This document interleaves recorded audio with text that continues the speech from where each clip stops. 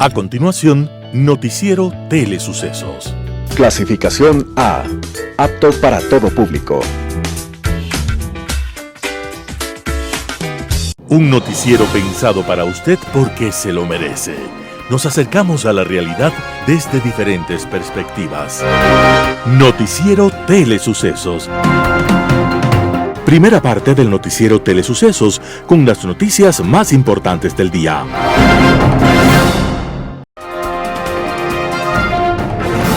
Un día como hoy. Dicen que cuando Dios dijo, hágase la luz, el universo que estaba a punto de nacer le entendió perfectamente. Y entonces nació el más grande genio en toda la historia de la humanidad. El milagro fue mayor, porque ese joven, hijo de una mujer pobre y de un padre que no sabía leer, habría de explicarnos por qué los planetas y los soles tienen su espacio y su ruta en la inmensidad del cosmos. Y también nos explicó el fenómeno de las mareas, y por qué la luna no cae sobre la Tierra, o de qué magia está hecho un arco iris. Ese personaje se llamaba Isaac Newton, y desde niño mostró un talento fuera de lo normal. Constructor de cometas y relojes, con su llegada al mundo, este niño barrió sin misericordia con las creencias equivocadas que hasta aquel entonces imperaban. Personaje misterioso, autodidacta, solitario, excéntrico, místico, alquimista, herético, en una palabra, un genio. El más grande genio en la historia de la humanidad. Solo en el último instante de su vida reveló sus creencias filosóficas y rechazó la presencia de un sacerdote. Entonces fue recibido en paz por el silencio y por la nada. Newton, orgullo del género humano, desapareció un día como hoy, 20 de marzo de 1727, y los siglos venideros no serán nunca suficientes para cantar su inteligencia. Las principales noticias del día. Titulares. Atentados en 2 canales de televisión en Guayaquil. Vocales del Consejo de Participación Ciudadana y Control Social presentan acción de protección en contra de sus compañeros de organismo. Petroecuador informó sobre caída drástica de la producción en campos petroleros. En el segmento de opinión, situación macroeconómica del país. En política internacional, terrible semana. Los editoriales serán de León Roldós, el asedio a la Corte. Noticias del día. Atentados en 2 canales de televisión en Guayaquil. La mañana de este 20 de marzo se han reportado 2 atentados con explosivos en los canales Ecuavisa y TC Televisión, ambos en Guayaquil. En el primero de ellos, el periodista Lenin Artieda del canal Ecuavisa recibió un sobre amarillo y en su interior había un dispositivo electrónico con un explosivo. El portal de Ecuavisa informó que el periodista trató de colocar el dispositivo en su computador y estalló. Además, se señala que Artieda salió ileso del ataque y tampoco se reportan heridos entre la redacción. Mientras que el segundo de los ataques se conoció 1 hora después y fue en el medio TC Televisión. Hasta el canal también llegó un sobre el viernes pasado dirigido al periodista Mauricio Ayora y en el cual fue abierto este lunes. Según información preliminar, agentes de la policía se encuentran en ambos canales investigando los hechos. El gobierno de Guillermo Lasso rechazó los actos violentos contra periodistas de Ecuador y se solidarizó con Lenin Artieda y dijo que todo intento por amedrentar al periodismo y a la libertad de expresión son hechos repudiables que deben ser castigados con todo el rigor de la justicia. Vocales del Consejo de Participación Ciudadana y Control Social presentan acción de protección en contra de sus compañeros de organismo. Los vocales del Consejo de Participación Ciudadana y Control Social, Carlos Figueroa y Alan Molestina, presentaron este 20 de marzo de 2023 una acción de protección contra 4 de sus compañeros en el organismo, específicamente contra la presidenta Gina Aguilar, el vicepresidente Teddy Tama y los vocales Graciela Mora y Olindo Nastacuaz, que son parte de la mayoría del Consejo de Participación Ciudadana y Control Social. El pedido fue presentado en el Complejo Judicial del Norte de Quito y es por la resolución adoptada la madrugada del 10 de marzo con la que se anularon 61 decisiones que tomaron desde el 18 de noviembre de 2022 los anteriores consejeros que fueron censurados y destituidos en esa fecha por la Asamblea Nacional. Según Figueroa, sus compañeros en el Consejo de Participación Ciudadana se extralimitaron en funciones y violaron derechos constitucionales al tocar 20 resoluciones que corresponden a la designación de autoridades, 22 a veedurías ciudadanas, 8 de tipo institucional y el resto a otras áreas del Consejo de Participación Ciudadana y Control Social. Pedimos que se anule todo lo actuado, que se retrotraiga todo a antes de la decisión de la mayoría en la madrugada del 10 de marzo. Igualmente estamos pidiendo que se declare la vulneración, se acepte la acción de protección, que pidan disculpas públicas y se capacite a estos 4 consejeros sobre lo que tienen que hacer en el Consejo de Participación. Ellos deben saber sus competencias, dijo Figueroa. Pero, según Molestina, no todo pasa por falta de capacitación. Cree que más bien hay un interés de tirar abajo la designación de Roberto Romero Bonchouwal como superintendente de bancos para hacer valer la de Raúl González, que fue cuestionada por el gobierno nacional. Los magistrados de la Corte de Santo Domingo de los Áchilas aclararon el 10 de marzo pasado que la decisión del Consejo de Participación Ciudadana y Control Social de anular lo actuado por los anteriores consejeros es improcedente. Petroecuador informó sobre caída drástica de la producción en campos petroleros. El terremoto de magnitud de 6.5 con epicentro en Puná, Golfo de Guayaquil, es uno de los eventos adversos que ha reducido drásticamente la producción petrolera del país, señaló Petroecuador. Según un comunicado de la petrolera estatal emitido la noche del 19 de marzo, el sismo produjo un fallo eléctrico en el Sistema Nacional Interconectado, SIN, que perjudicó 6 campos estratégicos. Se trata de los campos Auca, Xuxufindi, Indillana, Lago Agrio, Libertador, Palo Azul, ubicados en Sucumbíos y Orellana, dejándose de extraer alrededor de 17.400 barriles de petróleo, mientras que debido a la paralización indígena registrada nuevamente en el campo Edén Yuturi del bloque 12, en Orellana, la empresa reporta una pérdida diaria superior a 4.900 barriles de petróleo. Incluso en Edén Yuturi, la petrolera declaró la fuerza mayor para asegurar las instalaciones y la integridad de trabajadores. Además, el fuerte temporal invernal en el país con tormentas eléctricas, fallos en las plantas de bombeo, robo de cables o sabotaje también han provocado una reducción en la producción. Estos incidentes ocasionaron que hoy, domingo, la Gerencia de Exportación y Producción de la EP Petroecuador, a cargo de la operación de 22 bloques en la Amazonía y 3 en el litoral ecuatoriano, reporte 24.000 barriles menos de producción, detalló la empresa. Entrevista del día. La mañana de este lunes en Radio Sucesos estuvo presente Marcela Estrella Buccelli. Ella es abogada especialista en Derecho Penal y habló acerca del llamado a un posible juicio político al presidente Lasso. A mí me gustaría enfatizar que yo no quiero salirme de mi especialidad, yo soy penalista, mi criterio va a ser penal. Importante aclararlo. Sí, no pretendo...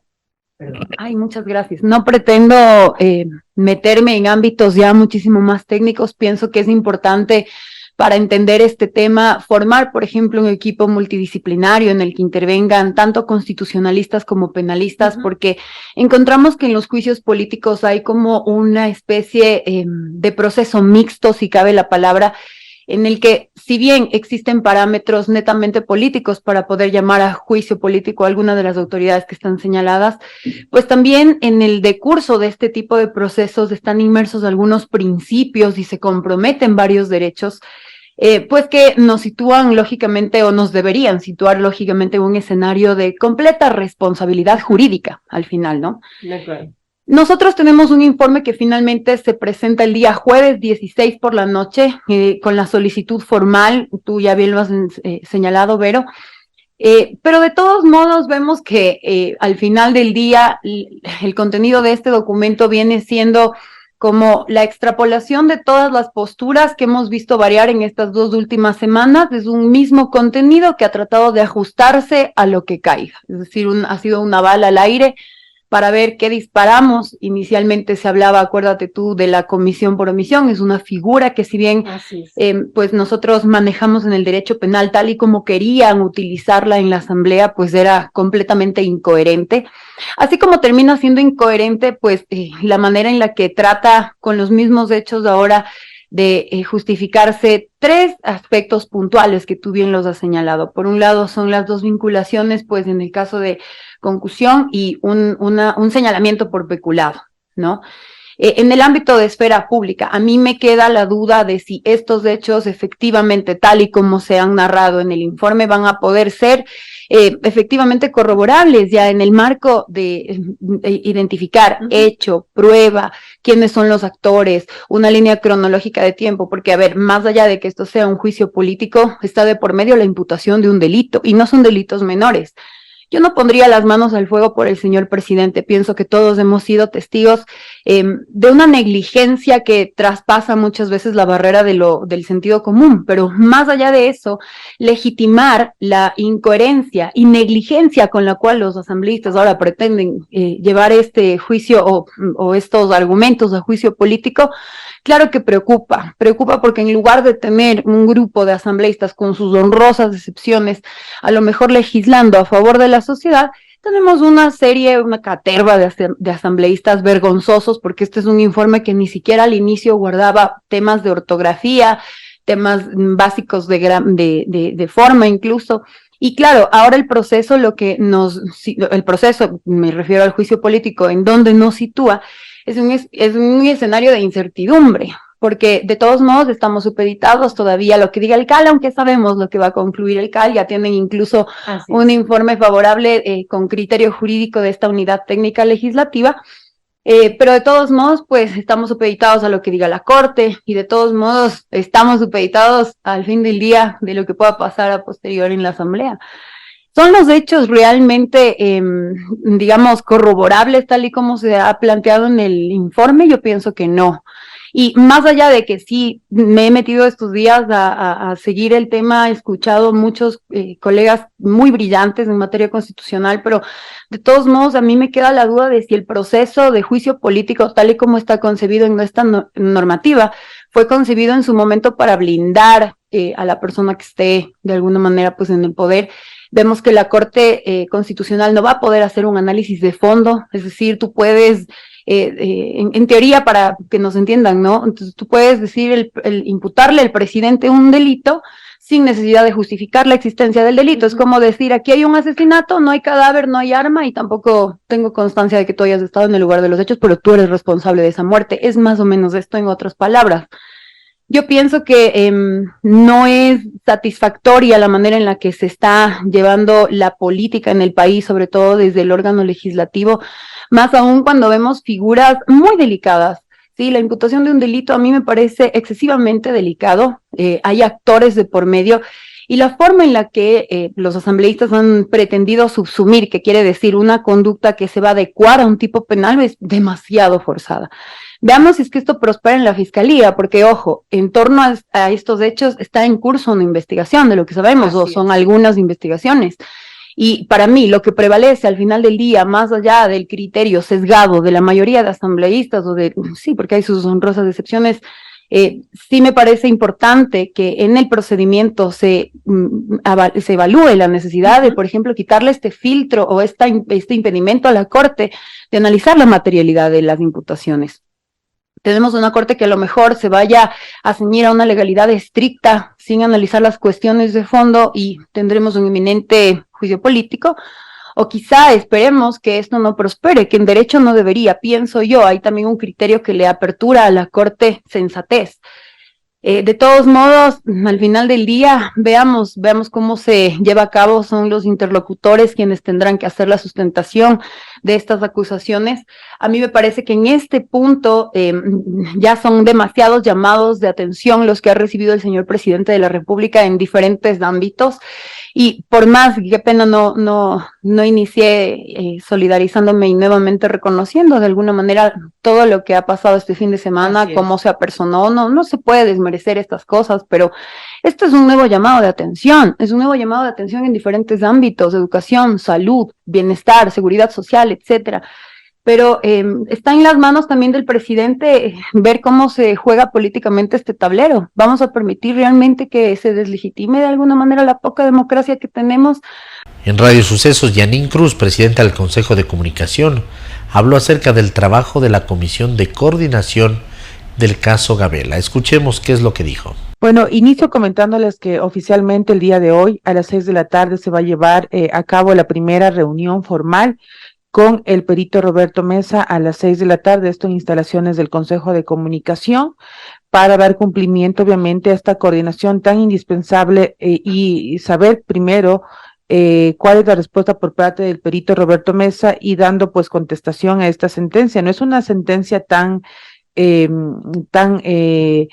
fácil, yo lo digo porque primero reconoce que el Estado ecuatoriano ha vulnerado dos importantes derechos, como es el tema del derecho al acceso a la información y también el derecho a la verdad. Por tal razón, pues nosotros estamos en esta gran responsabilidad de coordinar, pues obviamente con el perito Roberto Mesa para la entrega del tercer informe o tercer producto, como se lo denomina. El plazo que dio la Corte del 17 de mayo es un plazo que resulta ajustado, resulta fácil de llegar, digámoslo así. No, realmente nosotros estamos sujetos sobre todo a la respuesta por parte del perito Mesa. En su momento recuerdo que en el 2018 decía que hay toda la posibilidad para la reconstrucción del tercer informe. Hay que analizar con él en qué tiempo le llevaría, si hay la predisposición y si hay obviamente los documentos necesarios para que él pueda presentar en el menor tiempo posible al país. En este caso nosotros pues una vez que tengamos la primera reunión tendremos que obviamente avisar a Presidencia y a la Corte Constitucional cuál es la realidad en el tema de plazos. Ahora, el perito Mesa aparece en la escena de la investigación del caso Gabela en el 2012, es decir, hace más de 10 años. Así es. Para que la gente lo entienda, este proceso de investigación de la muerte del excomandante Lafaye tenía 3 productos, o 3 cuerpos, y este último fue mutilado, desaparecieron páginas, hubo una polémica en torno a ello. ¿Qué hace pensar que en este poco tiempo que se tiene va a aparecer todo completo y se va a dar una respuesta final y definitiva de quiénes son los culpables, si es que en 11 años no se pudo? Es que no se puede desaparecer documentos de instituciones públicas. La Ley Orgánica de Acceso a la Información Pública y Transparencia claramente habla de que los funcionarios públicos que en su momento tienen bajo custodia documentos no se pueden perder y hay responsabilidades administrativas, civiles y penales. Primero, Milton, eso es importante dejarlo. Y segundo, qué bien esa referencia de los 3 productos. Yo recuerdo que él señalaba que con el segundo producto podía desencadenar el tercero, porque el segundo era indispensable para descubrir si era el móvil del delito común o delincuencia organizada. Como era delincuencia organizada, pasaba el tercer producto y que netamente contenía el tercer producto, que era los supuestos nombres de los asesinos intelectuales de este hecho tan horrible en contra de la vida del general Jorge Gabela. Ahora bien, si hay el acceso a la información necesario, él podría volver a reconstruir, o lo primero uno que tiene que plantear es, hay la existencia del tercer cuerpo, ¿no? Si ustedes analizan la sentencia en la página 32, claramente habla que la Corte constató que el tercer producto, presuntamente elaborado por el perito Roberto Mesa, presenta inconsistencias y la Presidencia de la República refiere que esta es la información que reposa en los archivos de la administración anterior. Un tercer producto que está mutilado, un tercer producto que está cambiado, que tiene otras conclusiones, hay que saber qué le pertenece realmente a la autoría del tercer producto al perito Mesa. Y si esos son los documentos que él tiene, si sería más fácil partir desde eso para llegar a las conclusiones. Adicional a esto, también yo sí quiero que es importante repensar en su momento la pregunta que se le hizo, que si él tenía en su mente los nombres de estas personas implicadas, y él decía que efectivamente recordaba los nombres, pero que por esta cláusula de confidencialidad él no podía decirle al país. Bueno, con esta sentencia de la Corte se levanta ese candado donde el perito hubiese tenido en su momento quizás repercusiones legales o judiciales.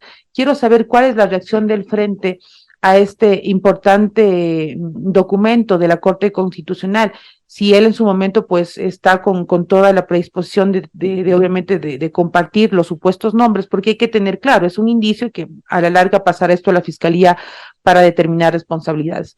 Hoy, Roberto Mesa, yo creo que va a ser un acto de transparencia, sobre todo, y de honestidad para también nosotros entender los tiempos y la hoja de ruta que queremos, pues, obviamente, construir para poder presentar al país, porque aquí claramente se habla de que nosotros somos quienes vamos a entregar este documento a la esposa del general Gabel y también a la Defensoría del Pueblo. Alguien me decía, ¿por qué a la Defensoría del Pueblo? Porque esta es la entidad, la institución pública que presentó la acción extraordinaria de protección para acceder a los documentos que desde el año 2017 al 2021 la presidencia no colaboró con la documentación para que continúe con las investigaciones. Muy buenas tardes. Es para mí un verdadero honor poder dirigirme a vosotros en este día tan importante. Hoy celebramos la primera cumbre del primer gran proyecto europeo de resistencia a las dictaduras narcocomunistas y terroristas de Iberoamérica. Y por eso hoy es un día histórico. Por primera vez en el Parlamento Europeo hay un grupo político decidido a combatir la peste totalitaria que lleva décadas carcomiendo a nuestros hermanos de Iberoamérica. Una lacra que, tras no pocos intentos frustrados, finalmente se ha instalado también en España bajo el nombre de Podemos. Pero no podemos culpar solo a los comunistas. Ellos hacen su trabajo, que es destruir naciones prósperas para enriquecerse a sí mismos y a sus amigos. Ahí tenemos los ejemplos de Cuba, Venezuela, Argentina y tantos otros países ricos, libres y avanzados del continente hermano, que en su día cayeron en las garras de la tiranía socialcomunista y ya no han vuelto a salir de la pobreza y de la falta de libertad. Y otros que están por caer si quienes tenemos la obligación de frenar el avance de la horda totalitaria no hacemos nada, como está ocurriendo en Chile, en Colombia y en el propio Reino de España de la mano de Pedro Sánchez y de sus socios de gobierno. Durante demasiados años las fuerzas que tenían la obligación de combatir esta peste se han dedicado a contemporizar con los comunistas. Algunos por pura comodidad, otros pensando de buena fe que así la bestia se entregaría tiernamente a sus brazos. Y nada de eso ha ocurrido. Lo único que han logrado estas posiciones débiles ha sido normalizar y dar legitimidad y envalentonar a toda una serie de dictaduras. Dictaduras anacrónicas, insaciables, que no pararán hasta ver caer la última piedra de nuestra gran civilización occidental y cristiana. Esta cumbre ECR-Eurolat abre una nueva etapa en las relaciones entre Europa e Iberoamérica. Un camino que iniciamos con la Carta de Madrid desde la Fundación Disenso, y en el que nos acompañan toda una serie de fuerzas políticas europeas que saben muy bien lo que es luchar contra el comunismo, y lo saben muy bien porque lo han vivido en sus propias carnes hasta hace muy poco. Vamos a ganar esta batalla, porque somos los buenos y porque por primera vez los buenos estamos más decididos que ellos, por nuestras naciones, por nuestras familias, por nuestra libertad y nuestra vida. Ya no hay vuelta atrás. Gracias de todo corazón, querido Germán Terç, por poner en marcha esta gran gesta. Un panorama de noticias para su estatura intelectual.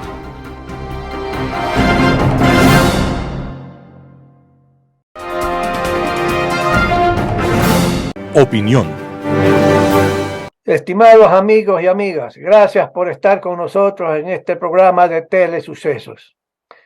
Hoy por hoy hay una serie de grupos empresariales, sociales, políticos que discuten y conversan un poco sobre la situación macroeconómica del país. Yo creo que por ese motivo y otros motivos creo conveniente hacer algún comentario y algunas reflexiones sobre el tema. La economía ecuatoriana no está en muy mal estado de salud. Tampoco es que está pues en un estado brillante. Sin embargo, pues una serie de indicadores van señalando que la cosa no está mal, ¿sí? Por ejemplo, la expansión de la economía ecuatoriana es un hecho. La economía ecuatoriana está creciendo, sí, definitivamente sí. No a la tasa que el gobierno estima o que el gobierno proyecta para este año. Para este año, por ejemplo, el gobierno cree que la economía ecuatoriana va a crecer a más del 3% anual. en términos reales sin inflación, significa eso, ¿no? Yo no creo, porque no veo la fortaleza de una serie de elementos de la demanda agregada en el país. Yo creo que la economía este año crecerá entre el 2,4, 2,5%. Y si que la población ecuatoriana, como ustedes saben, está creciendo más o menos entre 1,4 y 1,5%, eso significa que el ingreso per cápita en términos reales crece apenas en 1%, insuficiente totalmente para una serie de propósitos. Pero en todo caso, la economía sí está creciendo en forma insuficiente totalmente. Hemos dicho varias veces y nos ratificamos que la economía ecuatoriana en un programa de largo plazo, que implica pues llegar a acuerdos que en una reunión diferente voy a comentar, necesita crecer al 5% anual en términos per cápita y en términos reales, que significa crecer a más de 6%, ¿sí? Pero eso en el largo plazo, más de 10 años, ¿sí? Pero la economía crece, sí, en forma insuficiente. Uno, dos. Tenemos una cuenta corriente en balanza de pagos que es positiva. Hay un superávit no solamente en la balanza comercial, sino en la balanza en cuenta corriente. Eso es bueno, aun cuando ese superávit se está reduciendo lenta y gradualmente por efecto que las importaciones están creciendo mucho más rápidamente que en el pasado. Pero hoy por hoy, la situación de balanza de pago, que es un tema del sector externo y el Ecuador, significa sencillamente también que la cosa no está mal, ¿sí? Pero por otra parte tenemos el indicador de la inflación ecuatoriana. La inflación ecuatoriana, pues este año, según el gobierno, crecerá más o menos en un 2,55%, más o menos, que yo creo que es razonable y creo que eso va a pasar. Miren lo que está pasando pues en otras partes del mundo. Ya no solamente le menciono a países desarrollados como Estados Unidos, que la inflación está todavía en 6 y pico por ciento. En Europa, ve a Turquía, más de 70, 80% de inflación. Vea usted en América Latina, ve a Argentina, más de 100% de la inflación. Venezuela, ni qué hablar. Ve a Colombia, ve a Chile, etcétera. Inflaciones mucho mayores que en el Ecuador. Vuelvo a repetir que el año pasado creció pues a una tasa también un poco baja y este año se bajará un poquito más. Pero digamos, eso luce adecuadamente, ¿sí? No es suficiente, pero luce adecuadamente. Y luego tiene la finanza pública. El déficit fiscal en el presupuesto general del Estado terminó el año pasado con un pequeño déficit. Y el sector público no financiero, que significa la finanza pública de todo el gobierno general, tuvo un superávit muy pequeño.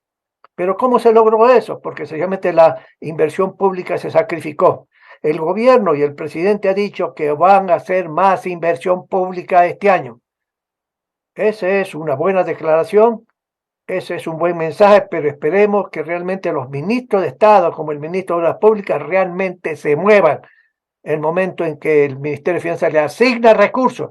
¿Para qué? Para una serie de obras de infraestructura, sea para sencillamente ampliar una serie de vías o para lanzar un programa masivo de caminos vecinales, de canales pequeños de riego, etcétera, o sencillamente para reconstruir parte de las carreteras que están siendo destruidas sencillamente por este clima invernal que está terrible en el país, ¿sí? Pero digamos, se necesita más inversión pública. Eso implica más inversión en términos de obtener recursos financieros. Y ahí es donde hay un problema. A nivel internacional, el gobierno tiene muchas limitaciones para conseguir dinero. Los mercados privados internacionales sencillamente ven en Ecuador, ya no en la parte económica, sino en la parte política, una serie de complicaciones. Los mercados internacionales, igual que los mercados nacionales, igual que los empresarios privados nacionales y los agentes internacionales, dicen, bueno, ¿a dónde va el Ecuador en términos políticos? ¿Va a permanecer este presidente Guillermo Lasso Mendoza 2 años más? ¿Va a completar su periodo? ¿O sencillamente lo que va a acontecer es un éxito del juicio político? ¿O tumban al gobierno el día de mañana, en 2 meses, en 3 meses, en 4 meses? Y naturalmente, eso afecta a las expectativas de inversión privada internacional. Por lo general, pues los mercados internacionales no se vuelven tranquilos con respecto a esta información política, aun cuando ven con buenos ojos lo que está pasando con la macroeconomía ecuatoriana, hoy por hoy. Por otra parte, los organismos multilaterales de financiamiento van a pedir una serie de acciones del gobierno. Y cuando el gobierno presente proyectos de inversión tomará tiempo, no es cuestión de 3, 4, 5 meses. No es cuestión que el BID pida el gobierno 1.000 millones y el BID le dice aquí está la plata. No, así no funciona esto. Y luego pues habrá que firmar un nuevo acuerdo con el FMI y ahí habrá pues una serie de condicionamientos en política económica. Hay limitaciones de esta naturaleza. Y naturalmente acudir a China continental, que tiene una serie de intereses muy propios, no sería conveniente. Entonces le queda un financiamiento interno al gobierno ecuatoriano para financiar un aumento de la inversión pública. Ya se dice que sencillamente el Banco del Seguro le va a prestar o ya le ha prestado $1.500 millones de más comprando bonos del Estado al gobierno ecuatoriano. Amigos, las finanzas públicas todavía siguen con una situación delicada y hay que impedir que las finanzas públicas se desequilibren más allá de lo que es razonable. Yo personalmente creo que perseguir un déficit fiscal de un 2 o 3% anual con respecto al Producto Interno Bruto, creo que es razonable. Seguir sacrificando la inversión pública, cosa que parece que el presidente ha dicho que no va a pasar y le ha dado órdenes al ministro que busque el dinero de financiamiento en cualquier parte. Si eso es así, vamos a tener una inversión pública mayor que lo que va a permitir es acelerar la economía y crear más empleo. Espero, mis queridos amigos, que estas noticias que estoy dando y el comentario y la reflexión hacia el futuro puedan ser escuchadas por el gobierno nacional y es lo que puedan yo decirles para que ustedes puedan estar tal vez mejor orientados de lo que están en este momento, con alguna información que de repente es aislada y hay que integrar toda la información en la economía. Gracias amigos, nos veremos la próxima semana con otro tema. Global Hoy con Alan Carney. Terrible semana. Dentro de un año amargo, la pasada semana debe haber sido una de las peores que durante ha debido pasar el presidente de la Federación Rusa, Vladimir Putin. El fracaso ante Kiev, las retiradas estratégicas, el hundimiento del buque insignia de la flota rusa, el Moskva, el retiro de Gerson y en los últimos meses la sangrienta incapacidad de conquistar un enclave intrascendente sin ninguna importancia estratégica como es Bakhmut, donde se han dejado la piel decenas de miles de rusos, aunque se trate de presos, de delincuentes sacados de las cárceles con la promesa de liberarlos definitivamente tras 6 meses en el frente, sin que importen los crímenes que hubieran cometido. Todas estas humillaciones, además de perder la capacidad de intimidación que sus fuerzas armadas representaban antes de la agresión, le habrán parecido episodios menores al lado de la exposición ante el mundo entero del presidente ruso como criminal de guerra, específicamente como secuestrador de niños ucranianos arrancados de sus familias y trasladados a Rusia para despojarlos de su idioma, su cultura y su nacionalidad. Al igual que sus referentes anteriores, los jerarcas nazis, enjuiciados y condenados en los juicios de Nuremberg tras la Segunda Guerra Mundial por crímenes de guerra y contra la humanidad por un tribunal ad hoc, que estridentemente negaron toda competencia y legitimidad a ese órgano de justicia internacional, porque el Tercer Reich no había sido parte de ningún acuerdo legal en tal sentido, ahora argumenta el presidente Putin. No que las acusaciones que se le hacen y los graves crímenes que se le imputan sean infundados o falsos, como lo haría cualquier persona de bien, sino que, al no ser Rusia parte firmante del Tribunal Penal Internacional, no puede ser juzgado por y, de hecho, por ningún otro, que no sea, como es obvio, la obsecuente justicia rusa, aquella que es burlada todos los días a liberar a los delincuentes comunes y conmutarles penas por delitos muchas veces terribles para que puedan ser reclutados como mercenarios por el grupo Wagner, el ilegal, hasta para una tan precaria legislación como la rusa, ejército privado de Putin expresamente prohibido por la ley. Cabe preguntarse cómo se sentirán los soldados profesionales del ejército ruso al tener que luchar codo a codo con rateros, violadores o asesinos que representan ya un 20 o 25% del pie de fuerza de combate en el frente ucraniano. El equiparamiento resulta casi inevitable y por pésima que pueda ser la gestión del mando y la oficialidad rusa en el frente de batalla, la humillación pública que del ministro de Defensa y del comandante del ejército hace Prigozhin, el chef de Putin, su testaferro como director del grupo Wagner, de ninguna manera contribuirá al objetivo militar ruso.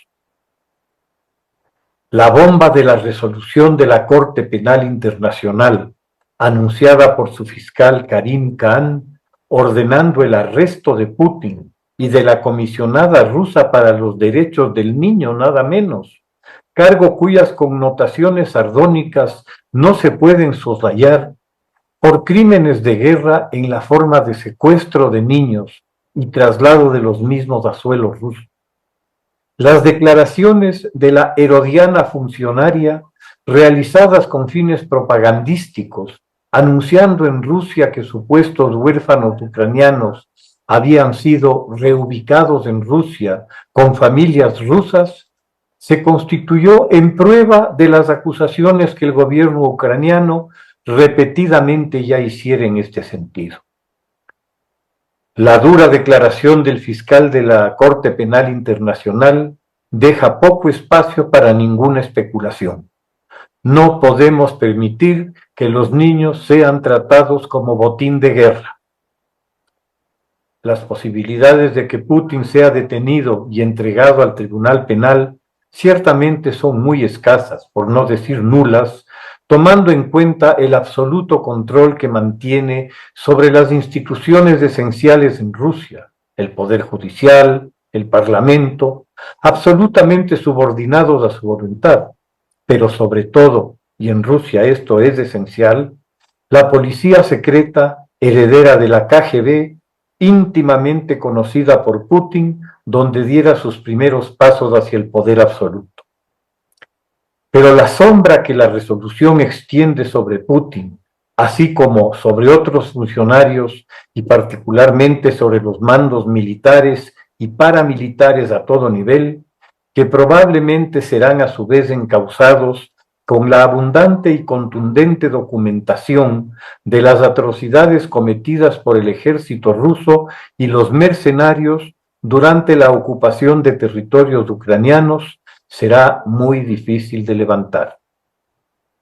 Los 123 países que son signatarios de la Corte Penal Internacional están obligados por su acuerdo con esta a actuar de oficio tan pronto tengan noticia de la presencia de un encausado con orden de arresto en sus jurisdicciones para detener al acusado y entregarlo a la Corte.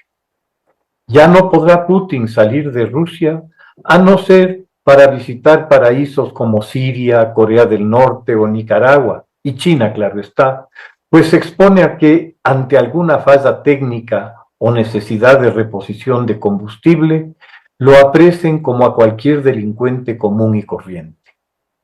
Similar destino aguardaría a todo partícipe de estos actos repudiables, con lo que las entusiastas visitas de oligarcas y de altos funcionarios rusos a sus hijitos, que se nutren de la perniciosa influencia de esas despreciables universidades europeas y norteamericanas, se verán gravemente dificultadas, así como sus viajes de inspección de sus mansiones en Londres, en París o a sus resorts en Marbella o la Costa Azul.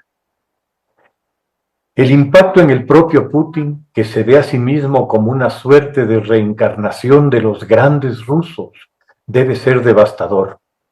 Él, que se presenta al mundo como un criminal, que se lo presente al mundo como un criminal de guerra, igualándolo a los nazis a los que supuestamente ataca en Ucrania, o con personajes tan truculentos como el expresidente serbio Milosevic, el carnicero de los Balcanes, el exdictador Saddam Hussein, Efraín Ríos Montt, los genocidas camboyanos y otros angelitos de similar calaña. No creo le sirva de consuelo ser el primer ruso que entra a esta liga, por más que haya habido otros que con sobra de merecimientos la habrían integrado, como Stalin o Beria. Para Rusia, la imagen de tener por presidente a un criminal de guerra buscado internacionalmente es en ninguna forma edificante. Para colmo, junto a esta noticia le llegó otra: el levantamiento del veto turco al ingreso de Finlandia a la OTAN, con lo que otro de los objetivos de su guerra de agresión contra Ucrania, detener el crecimiento de la OTAN hacia el este, fracasó. El cerco a Rusia, entre comillas, se verá incrementado con 1.700 kilómetros adicionales de frontera con la OTAN, frente a los 750 anteriores a la agresión. En Georgia se le cayó su plan para instaurar, a través del gobierno que simpatiza con Rusia, una censura de información similar a la que ha impuesto en Rusia ante la resistencia de la población. En Moldavia se reveló un plan de desestabilización cuidadosamente orquestado para la creación de otra república secesionista prorrusa, y en Polonia le desmantelaron una extensa red de espionaje. Ciertamente, una semana para el olvido. Muchas gracias. Editorial. El asedio a la Corte, León Roldós, El Universo. Dentro de las competencias de la Asamblea Nacional, la Constitución establece la de control de la acción del gobierno, artículos 129, 130 y 131. Es de recordar que el artículo 145 menciona cómo se termina el ejercicio de la presidencia para quien la ejerce. Número 1, por terminación del periodo presidencial. Número 2, por renuncia voluntaria aceptada por la Asamblea Nacional. Número 3, por destitución de acuerdo a lo dispuesto en la Constitución. Número 4, por incapacidad física o mental permanente que le impide ejercer el cargo, certificada de acuerdo con la ley por un comité de médicos especializados y declarada por la Asamblea Nacional con los votos de las 2/3 partes de sus integrantes. Número 5, por abandono del cargo, comprobado por la Corte Constitucional y declarado por la Asamblea Nacional con los votos de las 2/3 partes de sus integrantes. Número 6, por revocatoria del mandato de acuerdo con el procedimiento establecido en la Constitución. La causal tercera, por destitución, se expresa en dos opciones. Una, la específica de enjuiciamiento político que establece el artículo 129 para presidente y vicepresidente de la República por los siguientes casos. Número 1, por delito contra la seguridad del Estado. Número 2, por delitos de concusión, cohecho, peculado o enriquecimiento ilícito. Y número 3, por delitos de genocidio, tortura, desaparición forzada de personas, secuestro u homicidio por razones políticas o de conciencia. La segunda, en el artículo 130, norma explícita para destituir al presidente de la República sin las puntualizaciones de delitos específicos que señala el artículo 129, sino por, número 1, por arrogarse funciones que no le competan constitucionalmente, previo dictamen favorable de la Corte Constitucional y o, número 2, por grave crisis política y conmoción interna. Por la segunda causal del artículo 130 ya se intentó destituir al presidente Guillermo Lasso. Destituirlo en junio del 2022 fue el plan, con el Ecuador paralizado por el levantamiento indígena, pero las abstenciones, entre estas del Partido Social Cristiano, impidieron su éxito. Esta facultad solo puede ser ejercida dentro de los 3 primeros años por una sola vez durante el periodo legislativo, por lo que ya la perdió la Asamblea respecto a Lasso. Respecto a otros funcionarios y autoridades susceptibles de juicio político, censura y destitución, fuera de los casos de los artículos 129 y 130, se debe aplicar el artículo 131 por incumplimiento de las funciones que les asignan la Constitución y la ley, sin las puntualizaciones de los dos artículos citados. Para los casos del artículo 129, se requiere dictamen de admisibilidad de la Corte Constitucional por tratarse de específicas puntualizaciones de delito, aun cuando no sea necesario el enjuiciamiento penal previo, que podría significar años de espera.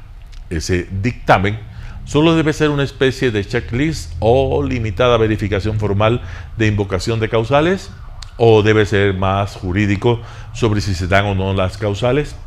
De viabilizarse la admisibilidad, Lasso tendría un elevado riesgo de destitución porque en la Asamblea le sobran votos a la oposición. Para que el pronunciamiento de la Corte Constitucional se limite al checklist, se está convocando a su asedio. León Roldós, El Universo. Noticias internacionales. El gobierno francés afronta 2 mociones de censura. Día D para Emmanuel Macron y Elisabeth Borne. El presidente y la primera ministra de Francia se enfrentan a 2 mociones de censura contra el gobierno. Este lunes es la respuesta de los grupos políticos a la invocación el pasado jueves del artículo 49.3 de la Constitución, que permite aprobar una legislación sin pasar por la Cámara Baja. Esa ha sido la forma elegida por Macron para poner en marcha su reforma de las pensiones, que aumenta la edad de jubilación de los 62 a los 64 años. Una de las mociones de censura ha sido promovida por el Reagrupamiento Nacional de Marine Le Pen y tiene pocas posibilidades de salir adelante por el recelo a apoyar una iniciativa de la extrema derecha. La que dependerá en gran medida del voto de los republicanos, el partido tradicional conservador, será la que presenten diputados centristas y regionalistas, que también es la que tiene más posibilidades de salir adelante. Tras un fin de semana de protestas, el gobierno de Francia sabrá al final del día si ha superado la prueba de fuego.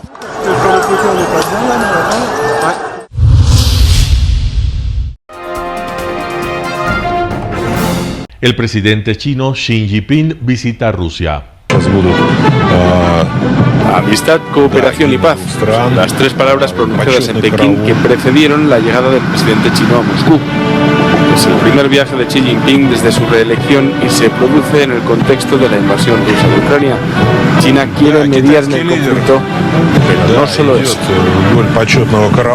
They do want to affirm the strategic partnership with the Russian Federation to show that America's attempts to split the relationship and make the relationship costly for China will not work.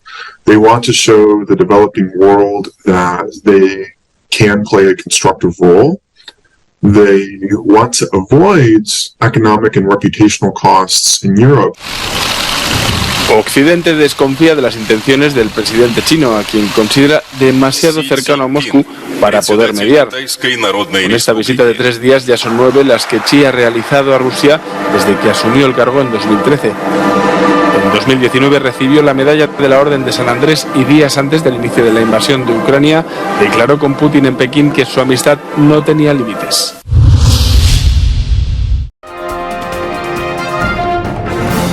Bancos centrales lanzan una medida para facilitar liquidez tras la compra del Credit Suisse.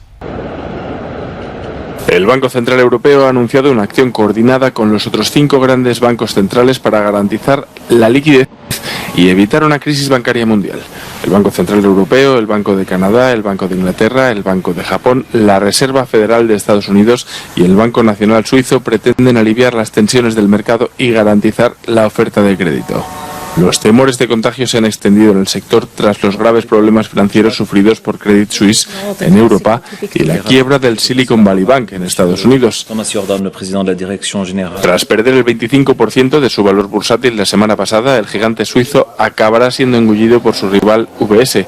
Tras una reunión celebrada el domingo entre los responsables de ambas instituciones, se anunció que UBS compraría por un total de 3.250 millones de dólares. El objetivo del acuerdo, según el gobierno suizo, era evitar que se extendieran turbulencias económicas irreparables en el país y fuera de él. En la mente de todos, el amargo recuerdo de la crisis financiera de 2008.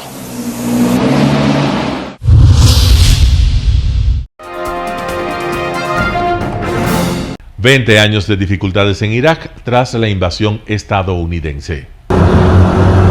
20 años después de la invasión de Irak liderada por Estados Unidos, el país sigue afrontando importantes retos. Miles de millones de ingresos procedentes de los precios récord del petróleo salen fuera. Las milicias siguen dominando ciertas partes del país y la formación de un gobierno estable está cada vez más lejos. La mayoría de los jóvenes están desempleados y millones de ellos se esfuerzan por averiguar cuáles son sus perspectivas de futuro.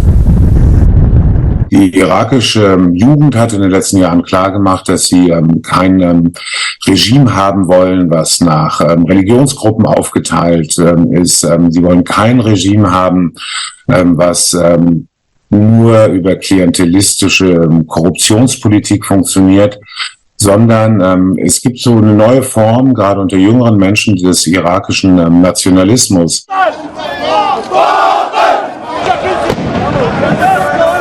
Con la esperanza de un futuro mejor, muchos jóvenes iraquíes están abandonando el país. Otros protestan, como en 2019, cuando al menos 600 fueron asesinados. El cambio no ocurrió después de aquello.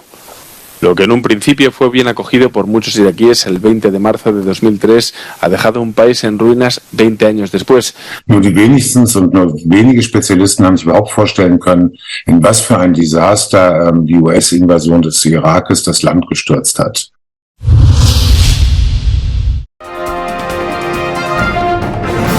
El término arena dejó tiempo atrás de ser sinónimo de muerte. Hoy es un espacio de vida, de desarrollo de una de las actividades básicas del comportamiento humano, el deporte, que quizá, como ninguna, moviliza sentimientos y emociones, elimina como principio la violencia, intereses personales, trampas, desunión e intrigas. El deporte, con sus valores, solo deberá entregar mensajes de bien para mejorar las actuales estructuras sociales y políticas en deterioro en las que vive nuestro país. Hoy entregamos a nuestra audiencia de la ciudad de Quito deportes y en especial a la parroquia de Calderón, uno de los sectores populares de mayor desarrollo de la ciudad, con una población estimada en 1 millón de habitantes que están en contacto diario con el canal 29 UHF, presente con sus instalaciones deportivas en Llano Grande, su centro de gravedad. Telesucesos, desde nuestro estudio principal y en el de Arena Telesucesos, es el único medio de televisión que transmite de lunes a viernes 4 horas diarias de diversos eventos y novedades deportivas: el ecuavóley, básquet, tenis de mesa, halterofilia, taekwondo, esgrima, box, cachascán, gimnasia olímpica. Pueden ser observados en Canal 29 UHF y en todas las redes sociales en su televisión, sin ningún costo, desde la comodidad de su hogar, en nuestro canal y en las redes sociales. Arena Telesucesos es el escenario en donde el deporte tiene vida. Nuestros invitados y jugadores están en la cancha junto a usted y como nunca antes en la pantalla de su televisor, acercándole a un espectáculo inolvidable de luz, color y fiesta. Por fin usted encuentra el deporte que practica y que nunca es transmitido ni considerado por otros medios de comunicación con la importancia que nosotros le damos. El ecuavóley es el gran protagonista en una cancha con todos los estándares y comodidad para su práctica. Es el único deporte ecuatoriano con partida de nacimiento ecuatoriana. Somos inéditos, nos acercamos al deporte popular de nuestra gente que comparte nuestros esfuerzos. En Arena Telesucesos, aparte del atractivo de los eventos deportivos que transmitimos con nuestra señal a los televisores de su hogar, también entregamos muchos de los valores que encierra el deporte y en especial privilegiamos nuestra identidad nacional en el ecuavóley, jerarquizando su presencia como el deporte con partida de nacimiento en nuestro país. Telesucesos, el canal de televisión siempre inédito. El noticiero Telesucesos es retransmitido de lunes a viernes a las 7 horas por Radio Planeta Sur 106.1 FM de la ciudad de Loja. Noticiero Telesucesos.